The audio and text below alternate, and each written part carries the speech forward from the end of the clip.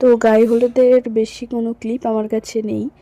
এটা হচ্ছে আমাদের একটা নিয়ম যে ওই বরণ ডালা কুলো থাকে, ওইটা নিয়ে মানে বাড়িতে বাড়িতে যেতে হয় অন্যের বাড়িতে। তারা হচ্ছে জল আর তেল দেয়, আর আমাদের বাড়ির থেকে পান সুপারি মিষ্টি এগুলো তাকে দেওয়া হয়। তো এগুলো কয়েক ঘরে থেকে তোলে। তো এই নিয়মটা করার পরে আমি তো চলে গিয়েছিলাম ছাদে, যেখানে আমার গায়ে হলুদের ব্যবস্থা করা হয়েছিল। তো পুরো রোদের মধ্যে শরীর পুরো খারাপ হয়ে গেছে, তার মধ্যে মানে বৃদ্ধির শ্বাসটা মানে ছেড়ে আবার এই শাড়িটা পরতে হয়েছে। আর এই যে আমার গার্লস গ্যাং যাদের সাথে আমার ভিডিও করতে হয়েছে।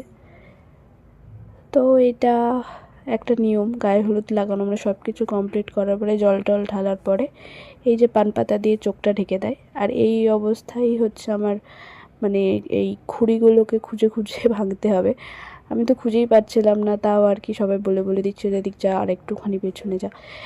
তো এই নিয়মগুলো কার কার বাড়িতে রয়েছে অবশ্যই জানিও, কারা কারা রিলেট করতে পারলে আর কি।